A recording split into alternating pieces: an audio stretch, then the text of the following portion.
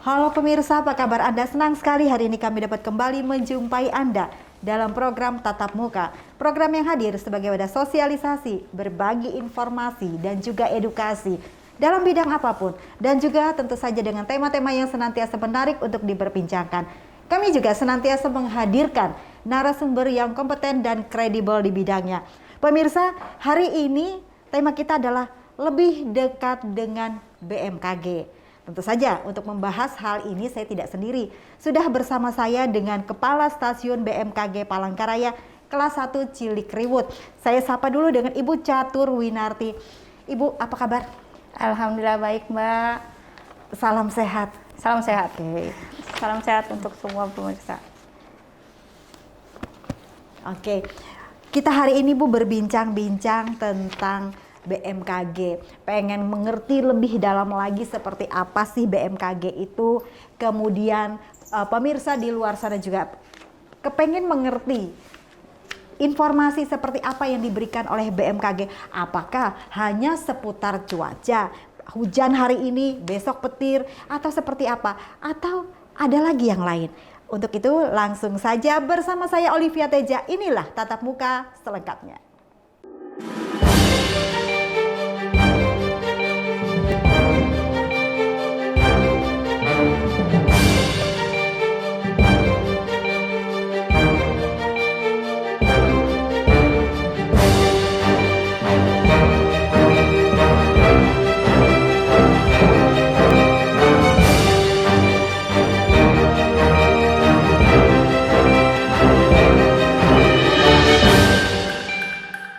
Pemirsa, seperti saya utarakan tadi, kita ingin lebih jauh mengulik apa itu BMKG. Nah, langsung saja dengan Ibu Catur. Ibu, sekarang saya tuh penasaran juga tugas dan fungsi dari BMKG itu apa sih sebenarnya, Bu? Selama ini kan kita familiar cuaca, hari ini hujan, hari ini panas, oh besok seperti ini. Nah, tetapi seperti apa sebenarnya? Ya, baik Mbak Olivia. BMKG itu kepanjangannya Badan Meteorologi, Klimatologi, Geofisika. Kami bermetamorfosa lah Mbak ya, dari awalnya BMKG kemudian menjadi BMKG. Awalnya BMG menjadi BMKG di tahun 2008. Nah, BMKG sendiri di undang-undang terkait meteorologi, klimatologi, geofisika itu disahkan oleh Bapak Presiden pada tahun 2009. Ada Undang-Undang Nomor 30, Mbak, di mana dalam undang-undang itu BMKG memiliki tugas dan fungsi antara lain melakukan pengamatan, analisa dan juga diseminasi informasi terkait meteorologi, klimatologi dan juga geofisika. Geofisikanya di sini terkait kegempaan ya Mbak ya, dan aktivitas yang berhubungan dengan tektonik seperti itu. Kadang ada yang membedakan BMKG dengan Badan Geologi, di mana terkait kebencanaan gunung berapi juga masih dikaitkan dengan BMKG. Nah, di sini Sebenarnya di sini G-nya, geofisikanya ini adalah terkait pergerakan tektonik seperti itu, pergerakan lempeng seperti itu, aktivitas pergerakan lempeng. Walaupun dari sisi kegempaan kita sifatnya koordinasi ya Mbak ya dengan PVMBG seperti itu. Nah, kalau untuk Kalteng sendiri, khususnya Kota Palangkaraya ini, kalau di tempat kita kan jauh Bu dari kata gempa. Kita bencana yang kita tahu di sini banjir, kemudian asap. Lalu yang menjadi penelitiannya sendiri untuk kegempaan Bu di Kalteng seperti apa? Kalimantan Tengah lokasinya jauh dengan pertemuan lempeng, Mbak. Tapi di sini banyak sesar-sesar tipis, Mbak.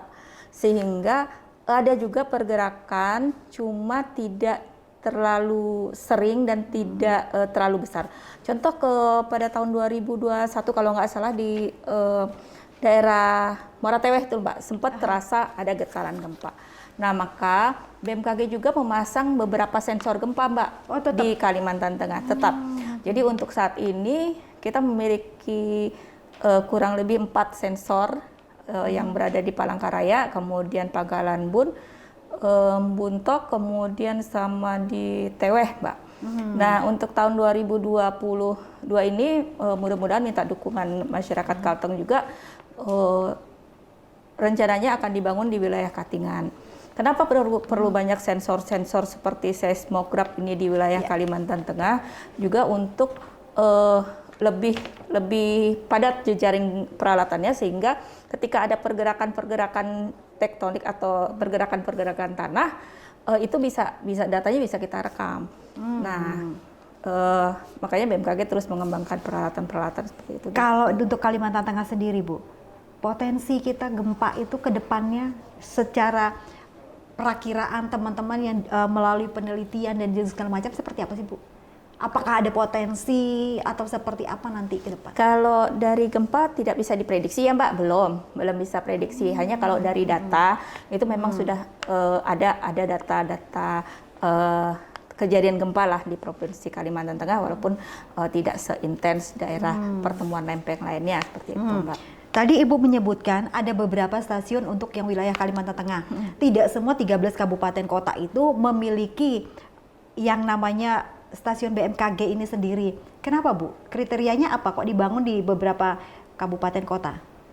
Tidak merata gitu semua. Ya, umumnya BMKG terutama stasiun meteorologi Mbak itu adanya di dekat bandara ya. Jadi bandara-bandara besar seperti itu. Nah, maka di Kalimantan Tengah ini kami memiliki 5 unit pelaksana teknis, ada di kantor BMKG maksudnya seperti itu, stasiun meteorologi itu ada di Palangkaraya, kemudian ada di Buntok, karena bandara Buntok kan, kemudian di Hasan Sampit, kemudian di Pangkalan Bun, dengan di Muara Tewe. Yang baru ini? Ya. Oke, penerbangan. Muara Tewe, jadi ada 5 UPT, tapi 5 UPT ini Mbak, melayani 13 kabupaten kota, jadi jangan khawatir masyarakat.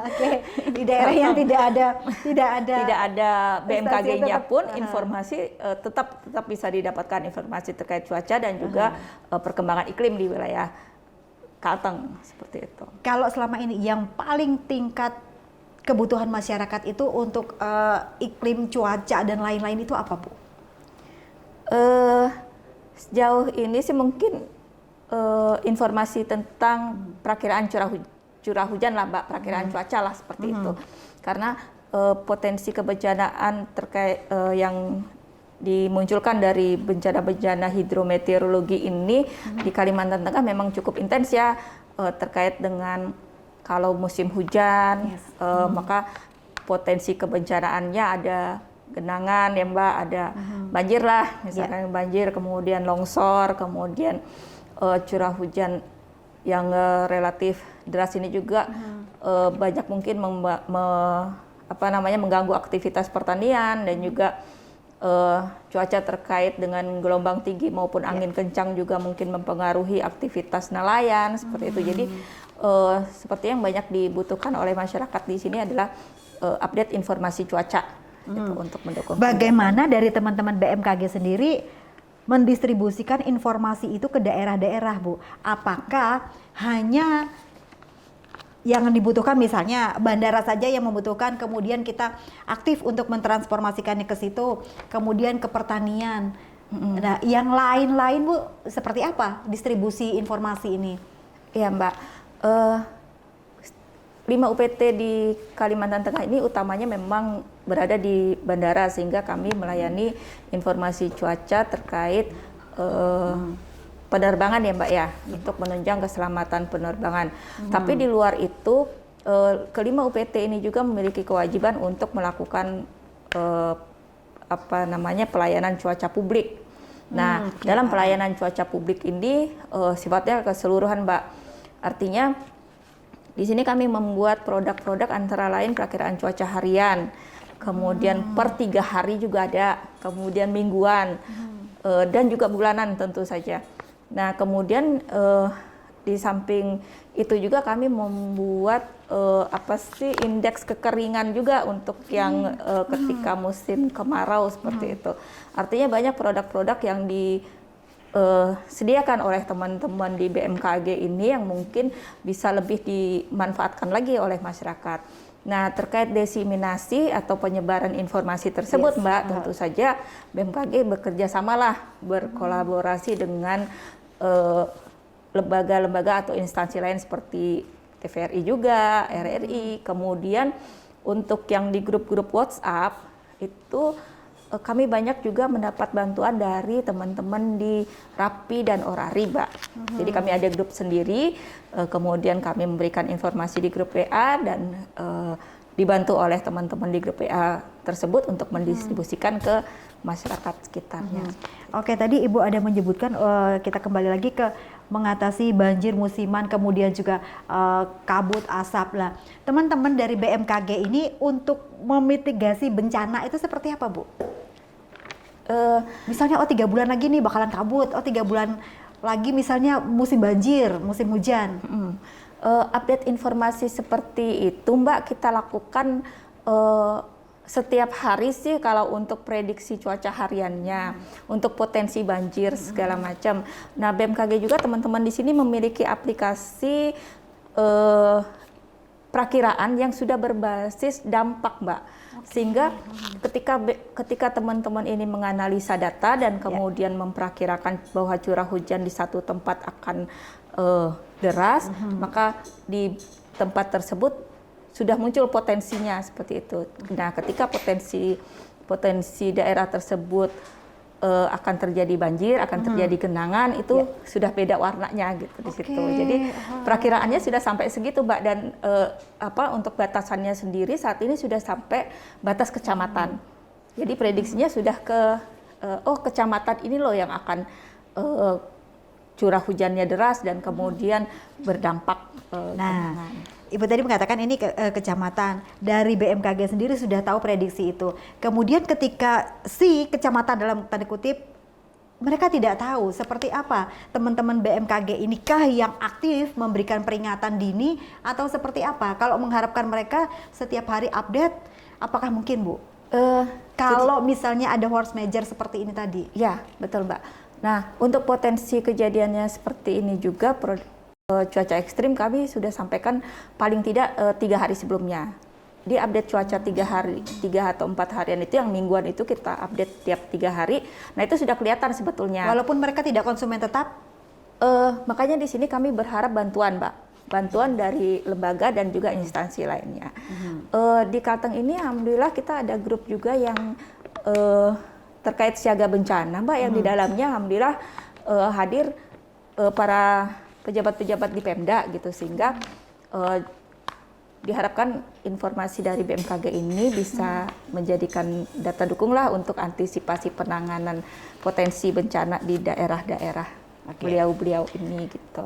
Sampai gitu kita ada juga grup dengan SAR, dengan BPBD, dengan Basarnas ya, Mbak, dengan BNPB, dengan BPBD, Basarnas gitu, kita ada grup juga untuk diseminasi itu. Karena kalau BMKG sendiri harus ke ujung masyarakat, kami punya banyak keterbatasan untuk itu. Tapi masyarakat sekarang kan banyak memiliki gadget ya, Mbak ya, sudah sangat melek teknologi lah seperti itu. Nah, dari Android, teman-teman dari Android masyarakat ini bisa juga di download aplikasi info BMKG, Mbak. Oke.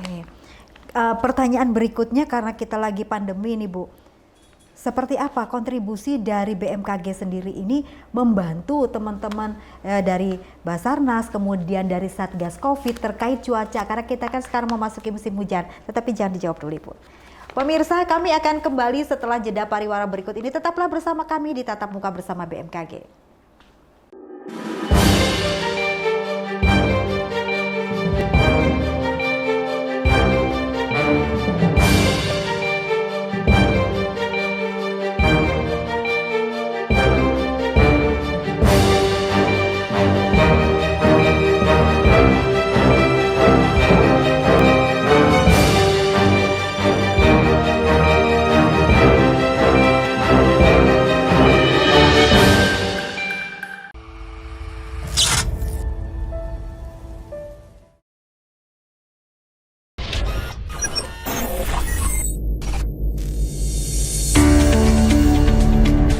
Huma Betang, media masa kini.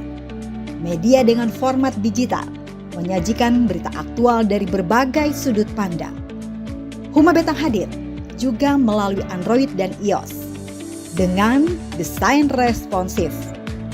Satu-satunya media yang hadir membantu pemerintah dengan fitur catatan sipil. Bagi warga Kalimantan Tengah, Anda dapat memanfaatkan fitur pencatatan sipil dengan mengakses Huma Betang, kepengurusan KTP, kepengurusan surat kematian, surat pindah, dan urusan kependudukan lainnya. Huma Betang juga hadir dengan fitur televisi, menyajikan beragam tayangan televisi dengan program unggulan di antaranya. Program berita. Satuan Tugas Penanganan COVID-19 melaporkan terjadi penambahan kasus positif sebanyak Palangkaraya ya, kebetulan si tersangka ini mau kembali ke Banjar. Talk show, dan program unggulan lainnya. Kami juga menghadirkan tayangan televisi dari berbagai penjuru Nusantara pada fitur TV Network.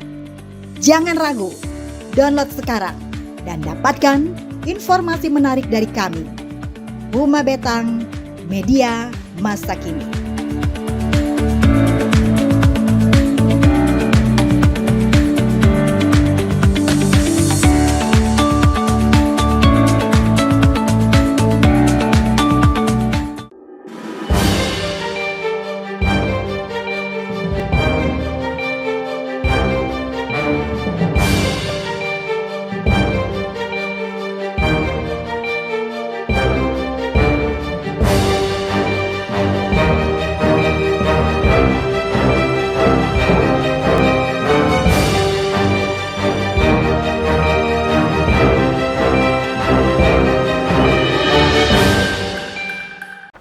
Pemirsa, terima kasih Anda bersih bersama kami di Tatap Muka. Kita lanjutkan kembali tema kita hari ini lebih dekat dengan BMKG. Seperti yang saya katakan tadi, musim hujankah sekarang ini atau musim apa? Kemudian bagaimana teman-teman dari BMKG ini mengambil peran melewati teman-teman Satgas Covid kita untuk mengingatkan masyarakat. Seperti apa, Bu? Ya, baik Mbak. Kalau untuk saat ini, bulan Februari ini, kita di Kalimantan Tengah masih masuk musim hujan, Mbak. Jadi, masih banyak hujan. Oh, masih itu. Sampai kapan, Bu, kalau musim hujan ini? Prediksi kami, curah hujan tahun ini kan memang masih dipengaruhi dengan adanya fenomena La Nina, Mbak, ya, walaupun skalanya lemah sudah, gitu. Nah, fenomena itu berdampak pada peningkatan jumlah curah hujan di wilayah Kalimantan Tengah. Untuk bulan Februari hingga April nanti fenomena La Nina ini masih akan mempengaruhi, Mbak, cuaca di wilayah Kalimantan Tengah, sehingga potensi hujan dengan intensitas lebat disertai petir dan juga angin masih sangat berpeluang terjadi di wilayah Kalimantan Tengah. Kalau Kalteng sendiri sepertinya petirnya itu cukup tinggi, Bu. Betul, itu seperti Mbak. apa dan kenapa, Bu? Itu karena wilayah kita ini punya sinar mataharinya cukup tinggi, Mbak. Ketika siang ataupun cuaca cerah terasa sekali teriknya kan, Pak, ya. Mbak, sehingga itulah ada kumpulan energi yang lebih lah di situ. Nah, petir-petir sendiri itu datangnya dari awan yang kita sebut awan cumulonimbus ya, Mbak, ya, hanya dari awan itu, dan awan itu terbentuknya karena proses konveksi, karena pemanasan udara seperti itu. Maka petir-petir di sini cukup ramai lah ya. Nah, dan juga untuk Kalteng sendiri sepertinya pembentukan awannya itu potensinya besar sekali, Bu. Sangat aktif, Mbak, ya, terutama di pagi sampai siang hari. Nah, sehingga kami himbau juga kepada masyarakat ketika hujan disertai petir sebaiknya berlindung ya, Mbak. Berlindungnya jangan di bawah pohon atau menghindari area basah lah paling tidak. Untuk radius paling aman ketika kita berbicara tentang berlindung ini di mana sih, Bu? Karena kemarin kan ada kejadian beberapa berlindung di bawah pohon, kemudian kesambar petir, kemudian ya, baiknya sih memang di dalam rumah, Mbak. Kalau misalnya kita pengguna jalan tiba-tiba hujan, kemana nih yang urgennya kita harus berlindung? Kalau sedang berkendaraan pakai mobil sebaiknya memang di dalam mobil. Kalau Tapi misalnya kita ketika naik sepeda motor, menepi Mbak, mencari bangunan yang aman. lebih untuk baik mencari berlindung. bangunan. Ya. Jangan Jangan di bawah pohon. pohon atau di bawah area yang terbuka, apalagi yang basah, menghindari Karena pohon ini penghantar listrik. karena basah air. Karena basah. Ya. Oke. Gitu, seperti itu. Jadi sebaiknya berteduhlah, jangan memaksakan diri ketika ada petir. Seperti itu. Apalagi kalau anak-anak suka main-main hujan tuh, kalau ada petir mendingan minta masuk dulu lah ke dalam rumah, seperti itu. Nah, sampai dengan bulan ini ya Mbak, bulan Maret April ini masih ada. Itu untuk wilayah laut, sungai sama kah Bu? Nah, untuk wilayah pesisir laut ya, untuk pelayaran khusus ya. laut, gelombangnya Untuk seperti apa? pelayaran, terutama kalau untuk ada angin kencang seperti hujan disertai angin kencang, itu sebaiknya memang diupayakan untuk tidak melaut. Gitu, Pak. Nah, BMKG sendiri, untuk BMKG Palangkaraya kita dibantu pelayanan informasi kemaritiman untuk gelombang lautnya itu dibantu oleh stasiun maritim terdekat ya Mbak. Biasanya kita ngambilnya data cuacanya dari BMKG sendiri, dari pusat, atau dari stasiun meteorologi Perak. Ya karena di sekitaran Kalimantan Tengah kan Yang paling dekat adalah Surabaya ya, wilayah Jawa Timur. Ya, yang mengeluarkan ini wilayah kami kan dibagi untuk wilayah pelayanannya Mbak. Nah itu di covernya oleh sana. Oke. Kemudian Bu, saya tadi ada ketemu tuh di depan. Kalau BMKG itu juga ada jenis-jenis tarif penerimaan bukan pajak sesuai dengan PP 47 tahun 2018. Ada yang berbayar. Di sini juga ada jasa konsultasi pengguna, kemudian itu berbayar. Ada informasi khusus, itu berbayar. Nah, ini klien ini siapa, Bu? Iya, Mbak. BMKG ada peraturan terkait tarif ya, Mbak. Kebanyakan sih yang meminta ini Mbak untuk data dukung cuaca terkait dengan klaim asuransi Mbak, klaim asuransi, atau misalkan ada kegiatan yang terlambat pelaksanaannya karena force majeure gitu. Proyek pembangunan? Ya, pelaksanaan pembangunan atau apalah yang kemudian mengalami keterlambatan karena kejadian faktor cuaca. Tapi kebanyakan sih karena sambaran petir ya, ada alat rusak, kemudian kesambar petir dan itu memerlukan asuransi. Nah, di sini BMKG juga tidak serta-merta mengeluarkan data tersebut, Mbak. Jadi teman-teman akan menganalisa sesuai dengan permohonan user di tanggal kapan kejadiannya, itu akan dicek lagi benar atau tidak ada kejadian seperti itu gitu. Seharusnya jangkauannya BMKG ini sangat luas ya Bu, tidak hanya bermain-main di cuaca dan perakiraan saja, sampai klaim asuransi, kemudian untuk pembangunan juga, pertanian. Ya betul Mbak. Nah kalau dengan pertanian kami juga ada kerjasama Mbak terkait dengan pemantauan curah hujan. Karena data curah hujan kalau kita cuma menggunakan 5 UPT yang ada di Kalteng ini sangat tidak cukup. Sehingga kami bekerja sama dengan lembaga-lembaga terkait juga untuk memasang peralatan alat ukur curah hujan seperti itu. Di mana saja itu Bu? Banyak Mbak, kita sudah punya 83 titik, 83 kecamatan yang kita pasangin di Provinsi Kalimantan Tengah ini dibantu. Jadi alatnya dari BMKG, kemudian kita training petugasnya, pengamatnya dari instansi terkait gitu. Kemudian pertukaran datanya juga sekarang sudah lebih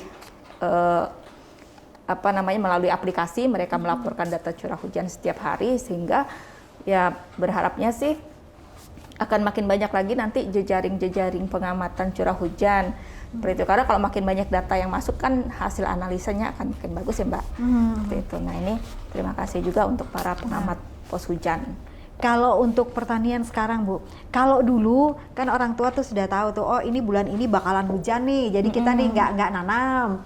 Kemudian ini kapan musim panasnya. Kalau saat ini sepertinya ada pergeseran Bu, itu karena apa Bu? Faktor yang mempengaruhi? Fluktuatif sekali ya Mbak ya, kalau hujan atau perilaku cuaca saat ini di hampir semua wilayah lah. Itu mungkin terkait adanya pemanasan global dan lain sebagainya mungkin ya Mbak. Tapi yang jelas BMKG ini terus memantau perkembangan kondisi cuacanya di berbagai wilayah, khususnya di Kalimantan Tengah ini. Kami 5 UPT terus memantau perkembangan cuaca dan juga iklim di Kalimantan Tengah. Sehingga sebetulnya kalau untuk kegiatan teman-teman di seperti pertanian seperti itu, kami ada membuat juga produk yang namanya buletin perakiraan cuaca bulanan, Mbak. Di situ teman-teman forecaster ini, perakirawan ini sudah membuat prediksi iklim lah, prediksi curah hujan, kondisi curah hujan untuk 3 bulan ke depan, dan itu diupdate terus. Jadi 3 bulan ke depan akan seperti apa kondisi cuacanya, itu mungkin bisa digunakan untuk teman-teman di pertanian seperti itu. Kalau musim asap ini kan biasanya udah ketahuan juga Bu dari sekarang. Kira-kira kalau memang ada, seperti apa cara memantaunya Bu? Saya kan ngeliat nih di belakang nih banyak banget nih. Nah itu seperti apa tuh? Tapi jangan dijawab dulu Bu, kita lihat sebentar. Pemirsa jangan kemana-mana, kami akan kembali setelah jeda pariwara berikut ini. Tetaplah bersama kami di Tatap Muka.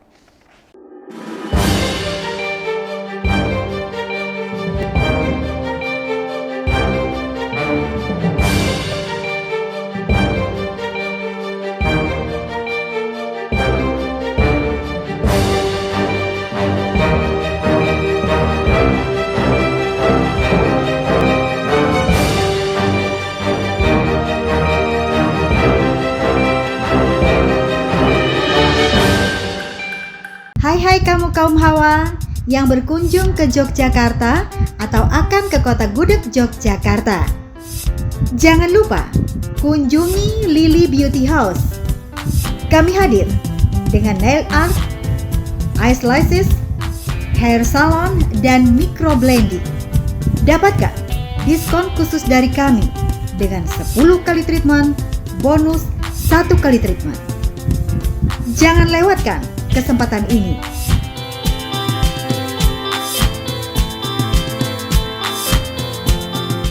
Hanya di Lily Beauty House.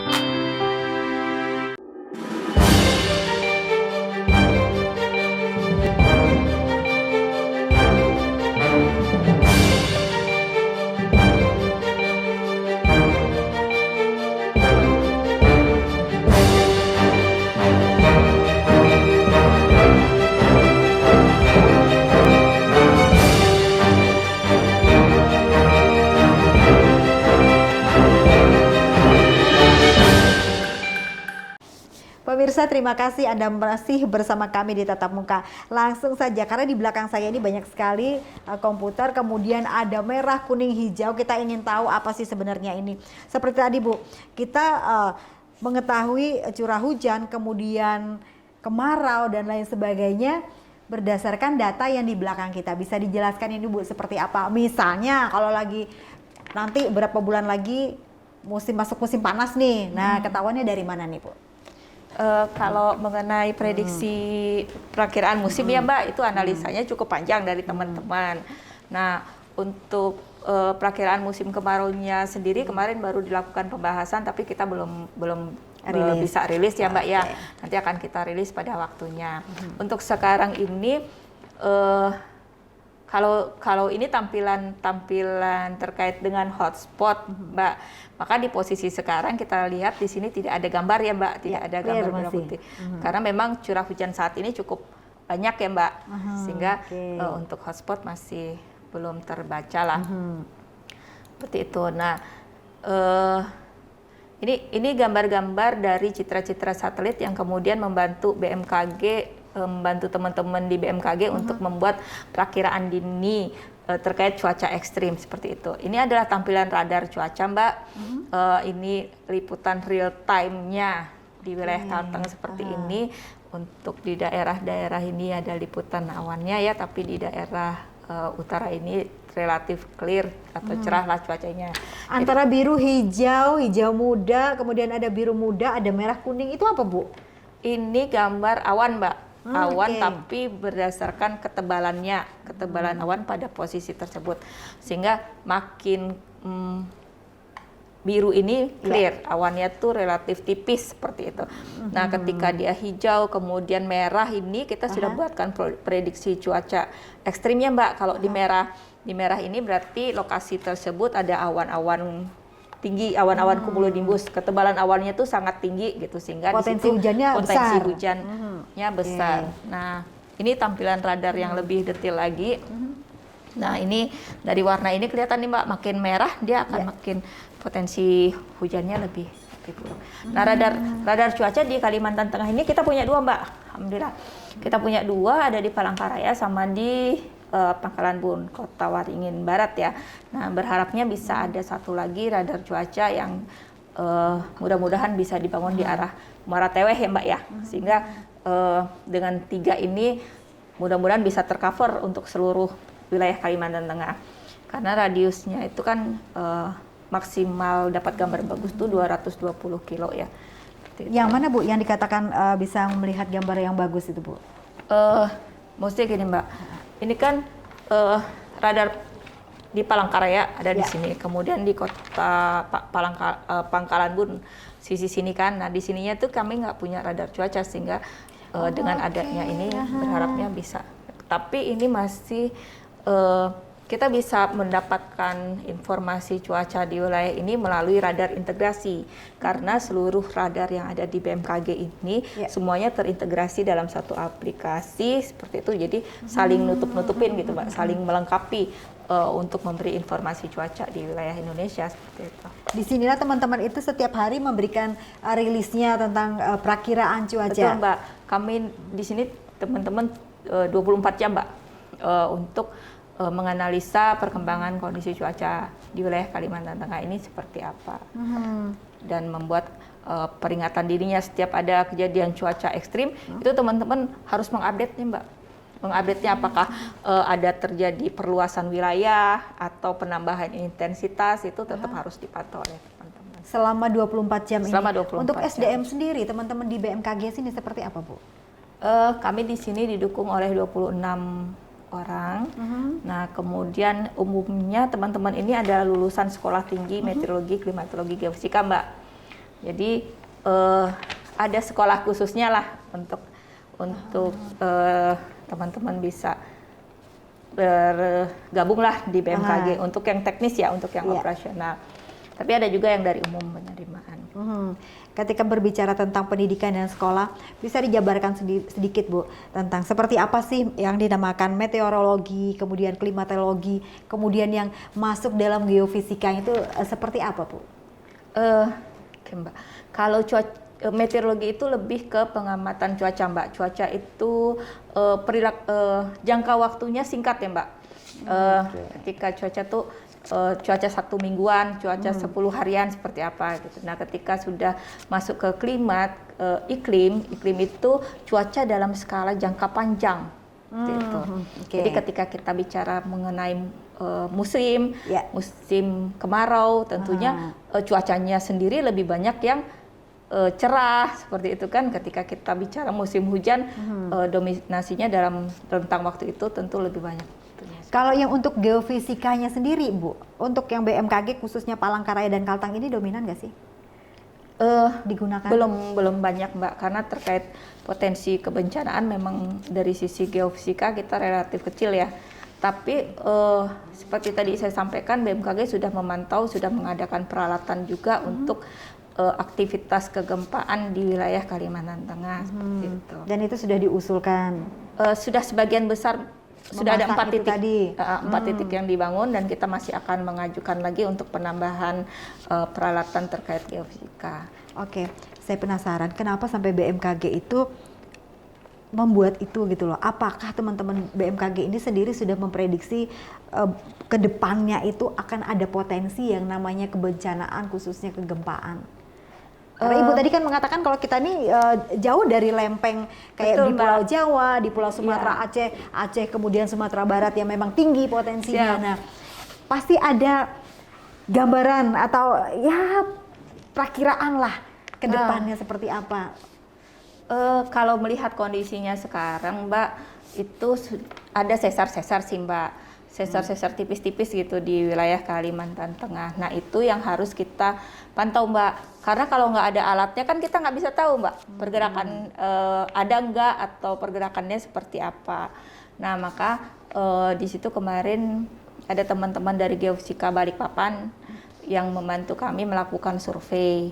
Nah dari hasil survei tersebut rekomendasi mereka salah satunya adalah penambahan penempatan sensor seismograf di wilayah Kalimantan Tengah untuk membantu kita mendapatkan data. Nah, dari data-data tersebut kan baru kemudian bisa kita ketahui seperti apa. Apakah kondisi. bentang alam ataukah memang cuaca yang mempengaruhi itu? Kalau dulu kita tahu Kalimantan Tengah ini jauh dari wilayah kegempaan, kita juga khusus Palangkaraya juga jauh dari laut, mungkin daerah Barito Utara juga agak-agak jauh dari laut. Lah pasti kan ada sebabnya Bu. Apakah pergerakan bumi atau kerak bumi itu seperti apa? Bisa jadi seperti itu Mbak, kan kita harus melakukan kajian-kajian terlebih dahulu ya terkait itu. Makanya di sini diperlukan dukungan peralatan dan dukungan data mungkin kan untuk kemudian melengkapi hasil kajian terkait aktivitas geofisika ya di wilayah Kalimantan Tengah. Tapi kalau sejauh ini sih dominan untuk potensi kebencanaan masih dari aktivitas hidrometeorologi ya Mbak, artinya dari sisi cuaca maupun dari sisi iklimnya seperti itu. Kemudian kenapa teman-teman itu melihatnya di daerah Barito Utara yang paling banyak yang dipasang ininya? Dipasangnya disebar sih Pak. Oh, tetap disebar? Disebar, ya karena kita harus mengetahui potensi kan di semua wilayah. Kalau yang Ibu katakan tadi di daerah Barito Utara sempat terjadi gempa itu datanya sempat tercatat di alat seismograf kita di Maratewe, itu sempat tercatat. Jadi di sana tuh ada kayak sesar tipisnya lah. Kenapa Bu itu Bu? Dapatnya dari mana sih itu Bu? Kan seperti saya katakan tadi, saya tanyakan tadi kan lempengan kita ini juga jauh dari lempeng-lempeng pertemuan itu. Kemudian gunung juga kita rasanya nggak ada. Nah itu rasanya data yang saya baca itu gunung juga nggak ada. Pegunungan iya ada. Itu secara teknis ya Mbak ya, secara teknis mungkin nggak ada pergerakan bumi kan, rotasi bumi. Semakin tua Bu. Ya seperti itu. Bentang alam berubah ya. Artinya mungkin di situ juga perlu kita sebagai penduduk juga membijaksanailah kondisi-kondisi alam seperti apa seperti itu Mbak. Kenapa saya tanyakan ini? Ketika teman-teman dari BMKG sudah dalam tanda kutip mengisyaratkan bahkan memasang alat itu, berarti kedepannya kan warning untuk masyarakat sehingga mereka seperti di pulau-pulau yang kita sebutlah Pulau Jawa yang mereka bisa mengantisipasi terlebih dahulu, mereka sadar kegempaan, kemudian di daerah Aceh, Sumatera Barat, bagaimana mereka sudah aware dengan kondisi. Nah, berarti kan kita nih ke depannya juga harus mulai prepare walaupun kita nggak ada bencana. Berarti kan pemerintah daerah juga sudah mulai berpikir ke arah sana. Kalau berdasarkan data dari teman-teman. Ya, kalau dari data sih datanya ada Mbak ya, cuma memang tidak separah daerah-daerah lain makanya. Jangan nunggu parah dulu Bu, kita prepare dulu Bu. Iya, kita betul, harus warningnya dulu. Iya betul, makanya mungkin dengan adanya penambahan fasilitas peralatan, dengan banyaknya data yang kita dapat, kita mungkin bisa lebih meyakinkan gitu kan pada masyarakat juga bahwa potensinya itu memang ada walaupun skala tidak potensi terjadi kegempaan di wilayah Kalteng. Data kejadiannya sudah ada Mbak, datanya sudah ada, jadi memang sudah terjadi, hanya intensitas getarannya tidak sebesar kemudian tingkat keseringannya tidak seperti daerah-daerah tertentu. Kalau dikatakan dia tingkat kerusakan kemudian tingkat getaran yang harus menjadi waspada kita itu berapa sih Bu? Kalau kita tahu sekarang kan 6,5 skala aja sudah mampu. Iya, betul Mbak. Jadi kalau dari BMKG itu yang dikatakan standar catatan ininya lah minimalnya untuk potensi terjadinya tsunami itu ya di gempa di atas tengah, kemudian dangkalnya kedalaman gempasnya, kemudian jauh tidaknya pusat gempanya tersebut dari apakah dia di daratan ataukah di lautan seperti itu untuk acuan untuk BMKG mengeluarkan potensi terjadinya tsunami. Sehingga ketika kadang-kadang BMKG mengeluarkan warning tsunami, namun ternyata tidak terjadi, gitu Mbak. Itu kan karena pertama BMKG mengukur dari kekuatan gempa, dan kekuatan gempanya sudah memenuhi standar, kedalaman gempanya juga dia termasuk gempa dangkal. Nah itu BMKG akan mengeluarkan dan terjadinya di laut seperti itu, pusat gempanya itu BMKG 3 poin itu mengeluarkan warning tsunami. Nah ketika tsunami tidak terjadi, maka kemungkinan itu karena bentuk sesarnya, karena patahan yang membuat terjadinya tsunami kan ketika dia patah vertikal ya Mbak. Kalau yang untuk Barito Utara sendiri kemarin pusat gempanya di mana Bu? Yang terdalam, apakah laut, apakah darat? Di darat. Justru di darat. Di darat. Skalanya nggak besar sih Mbak, cuma sekitar 3 sampai 4. Tapi ada kan? 3 sampai 4, cuma memang dirasakan. Tapi ada. Dirasakan, ya. Dan tercatat di peralatan kami seperti itu. Berarti ada tambahan lagi, ketika kita sudah mengetahui untuk Kalimantan Tengah sendiri ada potensi terjadinya gempa tidak hanya di daerah-daerah di luar Kalteng, berarti kan kita kan harus siaga juga untuk pembangunan segala macam. Ya betul Pak, betul. Harus mulai dipikirkan solusinya ya, untuk antisipasinya seperti apa. Oke, pertanyaan berikutnya di BMKG sendiri ada melaksanakan penyandian data meteorologi udara. Nah, jangan siap dulu Bu. Nanti kita lanjutkan, kita ngobrol lagi tentang ini. Pemirsa jangan kemana-mana, kami akan kembali setelah jeda pariwara berikut ini.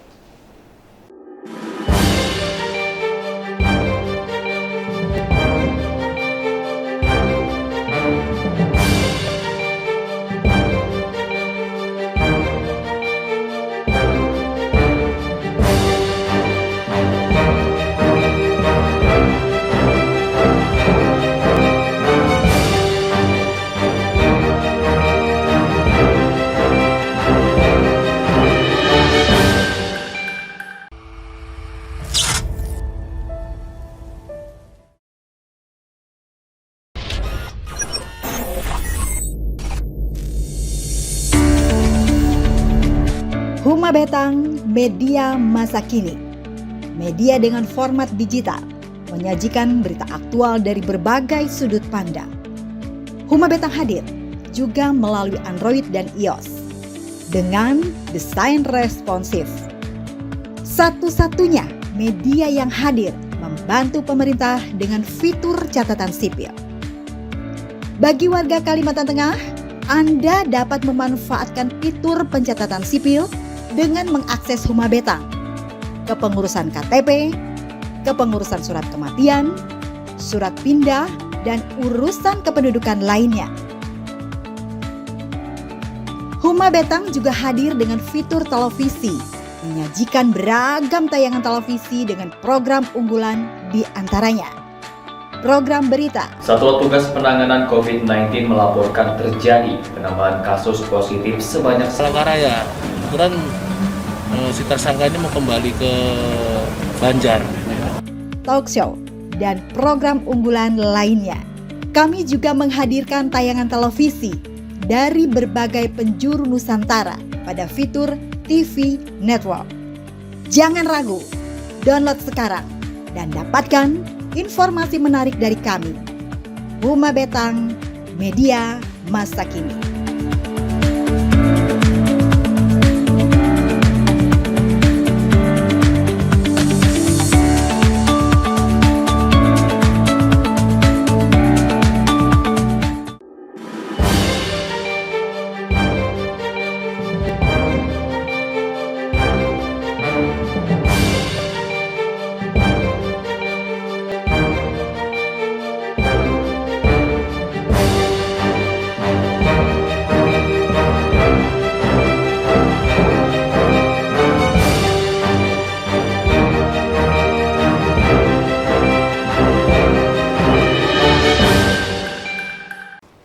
Terima kasih pemirsa, Anda masih bersama kami dan bersama BMKG Kota Palangkaraya. Seperti pertanyaan tadi, melaksanakan penyandian data meteorologi udara, kualitas udara seperti apa Bu? Itu maksudnya? Ya, BMKG ini kami memasang peralatan untuk memantau kondisi kualitas udara, Mbak. Namanya alat PM 2,5 dan PM 10. Nah, masing-masing peralatan itu mengukur Kualitas kadar udara. kandungan zat-zat gitulah dalam udara gitu, seperti itu. Kalau untuk Kalteng Bu, untuk Palangkaraya sendiri Nah. seperti apa globalnya? Kalau saat ini relatif baik Mbak datanya, karena memang curah hujan juga masih banyak ya. Biasanya itu menjadi salah satu komponen data yang menentukan nilai ISPU. Pada saat kita musim kemarau kan biasanya buat mengukur Apalagi kalau pas indeks kabut asap kualitas. kemarin ya, Bu, ya? Betul. Seberapa aman lah untuk kesehatan kita. Nah, salah satunya adalah dari data PM 2,5 itu. Dari data BMKG ini termasuk yang seperti kita lihat di bundaran dan lain-lain itu Bu, ada Salah ISPU-nya. satunya.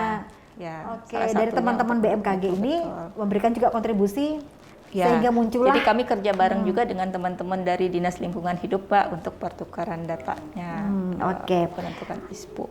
Kalau untuk ke depan Bu, kondisi saat ini kemudian ke depan itu untuk Palangkaraya dan juga Kalteng secara umum itu seperti apa Bu? Apa yang harus kita waspadai? Ya, untuk saat ini kondisi wilayah Kalimantan Tengah secara umum ya Mbak, kita masih harus mewaspadai terjadinya cuaca ekstrim. Curah hujan yang disertai dengan petir dan juga angin kencang, serta potensi beberapa titik yang mungkin sudah memiliki kejadian genangan atau banjir ataupun longsor gitu, sehingga masyarakat diharapkan untuk juga mengamati kondisi lingkungannya gitu Mbak ya, daerah-daerah yang memiliki potensi untuk banjir kemudian tanah longsor itu memang sudah harus membuat apa sih Mbak, kewaspadaan lah tersendiri gitu, sampai dengan estimasinya bulan April. Nah, nanti akan kita update lagi untuk perkembangan kondisinya. Gitu. Tadi Ibu mengatakan tanah longsor Bu, potensi yang paling besar untuk wilayah Kalteng sendiri tanah longsor di daerah? Sejauh ini mungkin tergantung tipe daerahnya ya Mbak ya. Tipe daerahnya daerah-daerah dengan kemiringan, kemudian tentu saja dengan didukung intensitas curah hujan yang tinggi. Tapi curah hujan ini bukan satu-satunya faktor untuk terjadinya banjir maupun tanah longsor Mbak. Sehingga itu tadi saya bilang masyarakat juga mungkin harus lebih aware terhadap lingkungannya, kemudian instansi terkait juga seperti itu. Nah, itu potensi curah hujan kita masih akan cukup tinggi sampai dengan bulan April nanti. April tadi itu. Nah, harapannya lagi kepada masyarakat mungkin lebih ini ya Mbak, lebih aware terhadap informasi yang dikeluarkan oleh BMKG terkait perkembangan kondisi cuaca, terutama peringatan dini cuaca ekstrim seperti itu, sehingga warning dari BMKG ini bisa mendukunglah aktivitas masyarakat gitu kan. Gitu. Untuk BMKG-nya sendiri, untuk pelayanan masyarakat kami stay 24 jam kok Mbak. Jadi bisa dihubungi kapan aja. Kalau misalnya kita mau tahu prediksi cuaca, ngekliknya kemana Bu? Ada webnya kah atau aplikasi yang dimiliki oleh BMKG sendiri untuk Palangkaraya Kalteng ini? Kalau yang di Android bisa download dari Play Store Mbak untuk info BMKG. Itu udah tersedia informasi cuacanya, kemudian untuk aktivitas kegempaan juga Sabang sampai Merauke ada tuh Mbak di situ. Diklik info BMKG gitu aja di Androidnya, itu sudah bisa mendapatkan informasi cuaca kapan aja di tangan tuh Mbak. Hanya saja tadi seperti di awal Ibu katakan ada perbedaan antara yang mengeluarkan biaya untuk itu dan yang tidak. Iya. Kalau yang dengan biaya itu terkait data sih Mbak biasanya, tapi kalau untuk informasi itu free ya, masyarakat bebas. bisa. Malah kita berharap informasi ini bisa terus sampai ke masyarakat seperti itu. Oke. Ada saya membaca di depan bahwa teman-teman dari BMKG sendiri itu berusaha memberikan atau layanan inovasi. Itu seperti apa Bu maksudnya? Inovasi seperti apa yang akan dan yang sudah diberikan oleh teman-teman dari BMKG? Iya, teman-teman membuat ini Mbak seperti layanan online gitu. Jadi untuk saat ini tidak harus dalam kondisi COVID ya. Kami melakukan pelayanan secara online, tidak harus tatap muka. Masyarakat bisa menghubungi nomor telepon kami atau email juga bisa, kemudian ya seperti itu. Kemudian lagi teman-teman juga sudah membuat semacam ini untuk operasional kami ya Mbak, memudahkan operasional kami, itu teman-teman sudah membuat semacam QC atau untuk mengantisipasi kesalahan data seperti itu. Nah banyak lagi sih Mbak teman-teman ini yang memang kita push ya, kita dorong untuk membuat inovasi-inovasi sehingga layanan ke masyarakat dari BMKG ini lebih mudah didapat gitulah, lebih mudah dan dipahami juga lebih mudah. Oke, ketika saat ini cuaca itu selalu dia dinamis ya Bu ya. Kemudian juga teknologi, juga dunia digital juga dinamis. Bagaimana dari teman-teman BMKG ini menjaga untuk SDM-nya sehingga dia tidak tertinggal oleh teknologi itu sendiri? Ya, saat ini memang agak lebih sulit ya Mbak untuk teman-teman ini mengikuti peningkatan SDM melalui diklat-diklat yang sifatnya offline seperti itu. Tapi ada keberuntungannya juga sih, karena saat ini kan lebih diutamakan yang lewat Zoom ya Mbak, lewat daring, sehingga di situ juga lebih banyak sekarang sih Mbak dari BMKG untuk pelatihan-pelatihan yang sifatnya melalui daring atau seminar-seminar atau kita bilangnya FGD ya, gitu ya. Focus group discussion gitu. Jadi lewat disitulah teman-teman mengembangkan ini Mbak kapasitas SDM-nya seperti itu. Ya kita ngambil tetap positifnya lah dari kondisi yang ada gitu Mbak ya. Itu ya, alhamdulillah teman-teman di sini juga dengan segala keterbatasan SDM seperti itu ya, mereka tetap kita dorong untuk tetap mengupgrade. Kalau untuk masyarakat sendiri Bu, sehingga teman-teman di luar sana bisa lebih tertarik dengan dunia BMKG ini, apa Bu pesan Ibu? Sebetulnya dengan masyarakat mengetahui informasi cuaca dari BMKG, mengetahui apakah 1, 2, 3 hari ini akan terjadi hujan atau tidak, cuacanya seperti apa, itu bisa mendukung untuk kesuksesan atau kelancaran pelaksanaan kegiatan ya Mbak ya. Misalkan ada yang mau hajatan kayak gitu kan, udah bisa siap-siap ini harus pasang tenda atau harus pakai standing kipas angin atau semacamnya kan seperti itu. Atau jadi menyesuaikan ya, atau Bu, ya? pembangunan juga bisa membangun. atau yang untuk yang ibu-ibu rumah tangga juga informasi cuaca ini sangat bermanfaat loh Mbak. Misalkan untuk ketika akan meninggalkan rumah, ibu-ibu bisa konfirmasi cuacanya seperti apa sehingga enak nggak meninggalkan jemuran di luar seperti itu. Artinya ya kami sih berharapnya informasi meteorologi, klimatologi maupun geofisika dari BMKG ini bisa secara terus-menerus diterima oleh masyarakat dan dimanfaatkan gitu Mbak. Berharapnya seperti itu. Oke. Saya penasaran yang untuk wilayah Palangkaraya Bu, orang mengetahui adanya hujan lokal. Di daerah misalnya kita berkata ini Palangkaraya, di daerah Pahandut hujan, kemudian di daerah Bukit Tunggal dia kering. Itu kenapa Bu? Hujan lokal itu awannya kah yang menjadi anunya di sini atau apa sih Bu? Penasaran. Nanti kita pakai jas hujan, pakai raincoat, pakai mantel, yang di sana ngelihat kita di lampu merah bingung kalau kita naik kendaraan. Itu karena awan kan, hujan itu dari awan yang kemudian berkondensasi. Hujan ini kan bergerak Mbak, didorong oleh angin kan, sehingga kadang awannya mendungnya di mana, hujannya tapi turunnya jatuhnya di mana. Nah, itu Bu. Maka itu untuk informasi peringatan dini cuaca ekstrim sendiri dari BMKG itu batasannya sudah ke kecamatan loh Mbak.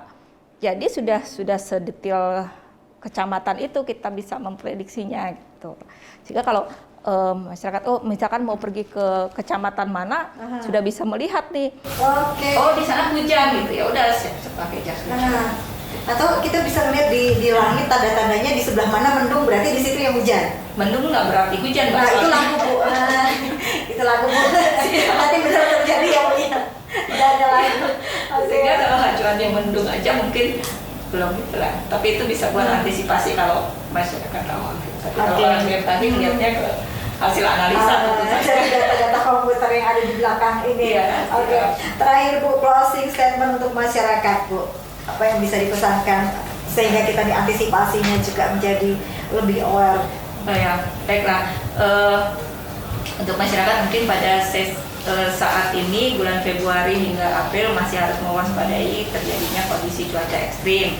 Di beberapa daerah potensi untuk terjadinya genangan, banjir, tanah longsor dan kejadian hidrometeorologi lainnya mungkin masih berpotensi terjadi, sehingga mohon bisa diwaspadai. Nah, untuk juga mungkin memanfaatkan informasi yang disiapkan oleh BMKG ya Mbak, atau bisa menghubungi kantor BMKG terdekat di mana Bapak dan Ibu berada untuk mendapatkan informasi cuaca khususnya untuk wilayah Kapang. Oke, Ibu terima kasih karena kita sudah berada di penghujung segmen. Terima kasih sudah berbagi bersama kami pada hari ini. Tema kita lebih dekat dengan BMKG, dan memang dekat pada hari ini kita mengetahui lebih banyak, kita lebih terbuka apa sih yang menjadi tugas dan fungsi dari BMKG, apa kontribusinya untuk masyarakat, dan ternyata banyak sekali. Terima kasih Ibu untuk waktunya. Salam sehat selalu. Salam sehat. Pemirsa, demikianlah akhir perbincangan kita pada hari ini bersama saya dengan Kepala Stasiun BMKG Palangkaraya kelas 1 Cilikriwut. Akhir kata, saya Olivia Teja bersama teman-teman yang bertugas pada hari ini pamit undur diri dari hadapan Anda. Sampai jumpa, salam sehat.